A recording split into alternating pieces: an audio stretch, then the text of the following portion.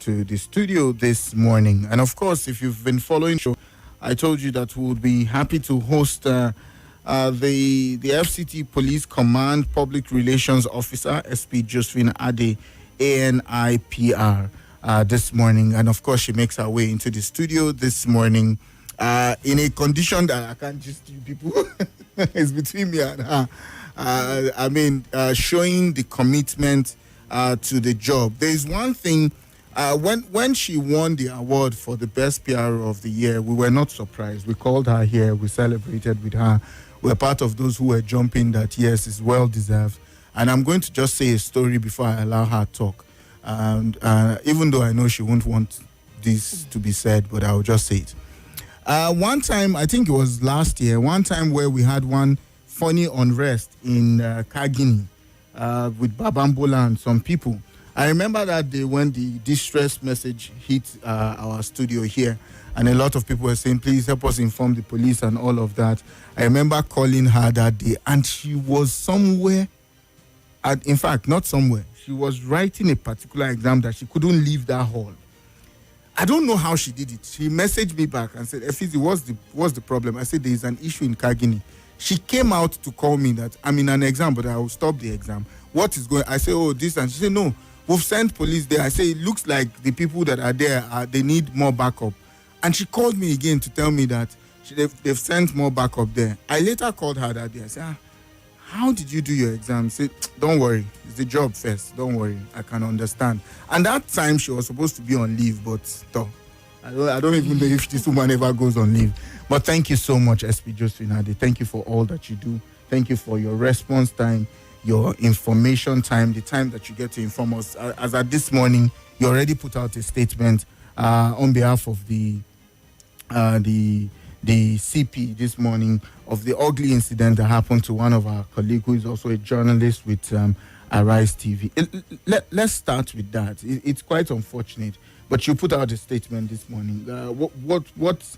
Yes, investigation is ongoing. Of course, we know you won't tell us about that one, which is also fine because it's part of your job to ensure that investigation is kept in a district form until what the police is doing and inform us about. But what's happened entirely? Well, it's a quite unfortunate incident. It's even affected me also because I know her. Is there any journalist you don't know? Oh my God. I feel I'm not really strong to talk today, but we have to do the job anyways. We didn't receive the distress calls on time, and I would want to address that instead because it has happened, and the Commissioner of Police have done the needful, and we promise that definitely we get those criminals. But residents of FCT should always endeavor to reach out to the police on time. You hear something happening to your neighbor, pick that phone, call the emergency number. Don't wait until it comes to your doorstep. Once you notice any suspicious activities or noise, sometimes we even tell members of the residents of FCT that, even if you feel this false alarm, just give that call. Let us come around and check. It is up to us to determine if it's false or not. Just give us that call. As it is right now, we should always save the emergency numbers of the police on the speed dial. Instead of calling families, this is what is happening that time, that single minute. If you call the police, definitely help will come as quick as possible.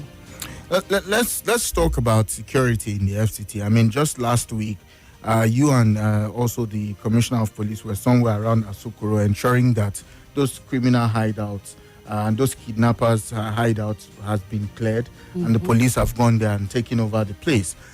Just 2 days ago, I mean, there was also a report from your office about some 5 notorious criminals who have also been apprehended with some rifles also seized from them and all of that. But again, it looks like the whole thing, it looks like every day the police wakes up is another walk to another walk. Is almost like these criminals are not reducing. What exactly is the cause of this? Is it because we're also bordered with some other states? If there's pressure from there, they are also trying to get into the FCT. What exactly is happening? Because some people don't seem to know the effort that the FCT command is putting to ensure that criminals and criminalities are stopped in the FCT. Well, I think people see what we put out there, and we always put it out there, not just for you to see, but for you to see that we're doing a lot, and we're getting them with the help of your that single information. Sorry, because we cannot do it on our own. Security is everyone's responsibility. So with this going on, as you said, we're expecting residents to always be suspicious of every strange activities around their environment, strange faces, and always be at alert, because these people, from the analysis we've done so far with some of these cases, we find out that most of them comes around survey the areas, and they live among you, and some of them are getting their target from some even members of the family or friends, and someone cannot just have an information about you like that unless it's being shared. So that is why you have to be very careful with your activities, both online and offline, and also be very conscious of all these strange faces around. You notice a strange face or strange activities or strange people around, you just need to call the police. Oh, I've seen these faces around so place. And we do the needful. We cannot work without intelligence. We need that. And then we need the cooperation of residents of FCT. Of course, we've been getting them. And these particular ones, we're going to get them. Because the one you saw at Kobe, when we went there, the CP led that operation himself. Unfortunately, residents are not calling on time. If you give us the call on time, we will be there as fast as we can. And when we went there, we assessed the environment. We saw that we have a lot of, there's a lot of forest around and all that. And the Commissioner of Police with the Development Board, FCDA, were able to start clearing the place. And that was what you saw us going to assess the work there.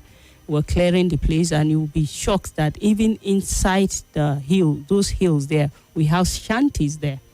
These are the problems. So they promised to clear all the shanties, and there's a lot of things that is going to be going on there.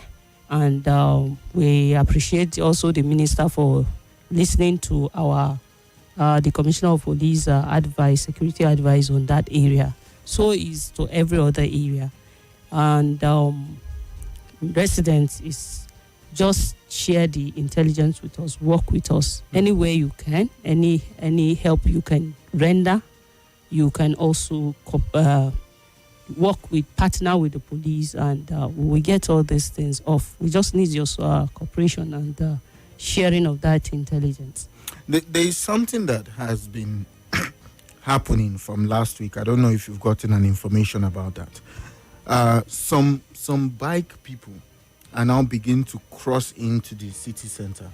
I know that there was a time where the joint operation with the police and VIO and all of that have been seizing some of, but these guys have been, for example, in Wuye on Saturday, some bikes guys accosted a vehicle and used knife to threaten the man, collect his phone, his wallet, and all of that. Same thing also happened around Banek some days ago. What is the measures you are putting in place to further let these bike people know that if you are not a delivery bike person, you are not welcome to be riding on this road? And we also see the kind of accidents that they get involved in, which are, I mean, sometimes it's almost irredeemable. You can't help the person because of the degree of the injury and all of that. What is the police, the FCT command, doing to stop this? Well, the Commissioner of Police, FCT, CP Ajao, has last week called for press conference with all the DPOs, and this particular issue was raised where we've been receiving a lot of complaints that these bikers are even snatching phones, they are even attacking residents. And he has directed all the divisional police officers to ensure that they checkmate their activities because these car riders, they have boundaries, they have limits. And we notice and we receive complaint that you see them on the highway, you see them crossing into the city center. So he has directed that they should be arrested, their Okadas or bike be impounded. And I'm very sure that the operation sweep will still come back for impounding their bikes. Yes. We notice that they are very aggressive as well, very violent, because just as you said, rightly said, that they are attacking people even in the villages where they are supposed to be operating, they still attack. And we notice that most of them are also informants to these criminals. They are aiding all these criminals. So he has already started, gave a directive on their issue. So very soon you will see them being cleared. And this side of Wuse that you just mentioned is strange to me, that what is an Okada rider doing around that place. So is another information that you just shared. Those DPOs governing there, Maitama, Wuse, and then part of Mabuchi, we also equally alert them that, okay, something like that is happening around there. But we have started to act on them, just as I will bring up the issue of those thugs again. Yes. He has also had a meeting with some of these chairmen. We went to, he identified them, had a meeting with them, told them that he doesn't want to see any thugs on the street anymore, and has directed his DPOs to arrest any one of them that they seize on the street. So if you have any information, they are operating around any place, please use our numbers, call the attention of the DPO, or use the emergency number and give us that information. We definitely go and pick them up. All right. I would want you to drop some of those emergency numbers now before we go on. Yeah. So the FCT Police Command emergency number, we have about 4 of them, but I'm going to give one for now. Okay. You can give 2. Okay. I will give 2 for now.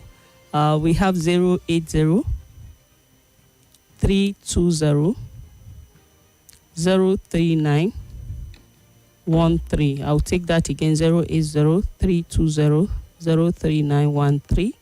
And then we have 080 289 408 83. I'm taking the second one again, 080 289 40883. So we also have another number that is a complaint response number, where you complain anything that has to do with police misconduct. Okay. Anything that has to do with police misconduct. If you notice anything, just call the CRU, and the CRU is being supervised by the police public relation officer herself. And in all states, the IGP has heard the complaint of police officers, and they decided to create CRU in all command. Usually we had it only in force headquarters, where you just channel your complaint online, but he now graciously created another CRU unit to be supervised by all police public relation officers. So for the FCT command is 081 073 141 92. CRU again, 081 073 141 92. All right. Let's talk about the issue of Babambola. There was a time that your team was very strong and hard on them, that we don't want to see them on the street. It was a thing. I mean, the police cite them, they arrest them. At that time, we saw a lot of change around the Mabuchi area, around some part of Metama and Co. Pape, Kubwa, and so much.